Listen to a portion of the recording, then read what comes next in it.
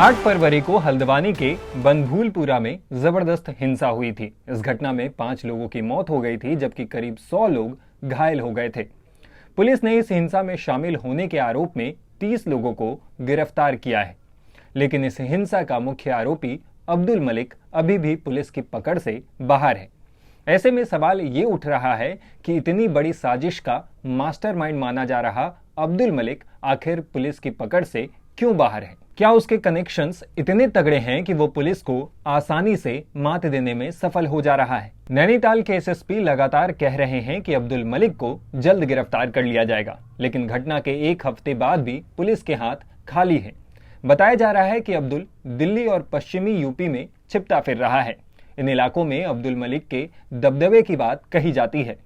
वो रोड और रेलवे का ठेकेदार है और करोड़ों की संपत्ति का मालिक है। हालांकि मीडिया रिपोर्ट्स में दावा किया जा रहा है कि कभी उसके परिवार की माली स्थिति बेहद खराब थी। उसका परिवार कभी खाना बदोश था, लेकिन अब मलिक का परिवार बेहद संपन्न है और इलाके के दूसरे मुस्लिम परिवारों की मदद की वजह से उसका काफी प्रभाव है। इसके अलावा वो मायावती की बहुजन समाजवादी पार्टी से चुनाव भी लड़ चुका है। दरअसल 8 फरवरी को हल्द्वानी के बनभूलपुरा में एक मदरसा और नमाज स्थल को तोड़े जाने के बाद पुलिस और प्रशासन की टीम पर भीड़ ने हमला कर दिया था।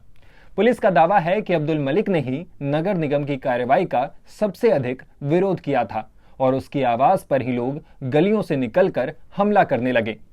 एक अखबार ने अपनी रिपोर्ट में मलिक की पत्नी के वकील अहरार बेग के हवाले से बताया है कि पिछले साल जब बनभूलपुरा में 4000 परिवारों को ध्वस्तीकरण का नोटिस दिया गया था, तब भी अब्दुल मलिक बेहद सक्रिय था। मलिक ने उस दौरान कई लोगों को कानूनी मदद दिलाई थी। उसने कई लोगों के लिए कानूनी लड़ाई का खर्च उठाया था। पिछले साल जनवरी में हल्द्वानी रेलवे स्टेशन के पास कथित तौर पर अवैध तरीके से बसे इन परिवारों को जगह खाली करने का नोटिस दिया गया था। ध्वस्तीकरण का आदेश निकलने के बाद बड़ी संख्या में महिलाएं सड़कों पर धरने पर बैठ गई थी। बाद में सुप्रीम कोर्ट ने दखल दिया था और हाईकोर्ट के आदेश पर स्टे लगा दिया था। इसके बाद इलाके के लोगों में उसकी पैठ और बढ़ गई। रिपोर्ट में मलिक के परिवार के जानने वाले एक पत्रकार इस्लाम हुसैन ने बताया है कि मलिक ठेकेदारी करता है। वो सरकारी प्रोजेक्ट्स की भी ठेकेदारी करता है। इस्लाम कहते हैं कि उसका परिवार कभी खाना बदोश था। परिवार के लोग घोड़ों का व्यापार करते थे। जब अंग्रेज हल्द्वानी आए तो उन्हें सामानों को ढोने के लिए इन घोड़ों की जरूरत पड़ी। इस तरह परिवार अंग्रेजों के संपर्क में आया। बाद में लकड़ी के कारोबार से उनकी कमाई और ज्यादा होने लगी। मलिक के परिवार की अब्दुल्ला बिल्डिंग कभी हल्द्वानी में सबसे बड़ी इमारत का दर्जा रखती थी। नगर निगम की कार्रवाई में तोड़े जा चुके मरियम मस्जिद को मलिक ने करीब 2 दशक पहले बनवाया था। यहाँ 100 से अधिक लोग नमाज के लिए जुटते थे। आर्थिक और कानूनी मदद समेत कई तरीकों से लोगों से जुड़े होने की वजह से अब्दुल मलिक का बनभूलपुरा में अच्छा दबदबा है। मलिक ने अकूत संपत्ति इकट्ठा किया हुआ है। मोटा पैसा जमा करने के बाद मलिक ने नेता बनने का भी सपना देखा था। वो साल 2004 में फरीदाबाद से लोकसभा का चुनाव लड़ने के लिए बसपा से टिकट लाकर चुनाव भी लड़ चुका है। मीडिया रिपोर्ट्स के अनुसार मलिक को नामांकन के अंतिम दिन टिकट मिला था और नॉमिनेशन फाइल करने के दौरान उसके साथ 100 लोगों की टीम गई थी। इस चुनाव में उसे हार का सामना करना पड़ा था। उस साल इस सीट से कांग्रेस को जीत मिली थी। तब फरीदाबाद लोकसभा क्षेत्र में मेवात भी शामिल था। हालांकि अब हिंसा के बाद अब्दुल मलिक के साम्राज्य को ध्वस्त करने में पुलिस और प्रशासन जुट गई है।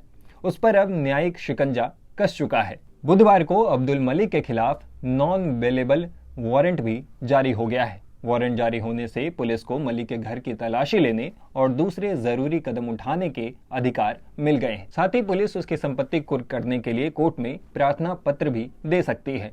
इधर मलिक के खिलाफ सरकारी संपत्तियों को नुकसान पहुंचाने के आरोप में वसूली का नोटिस भी थमा दिया गया है।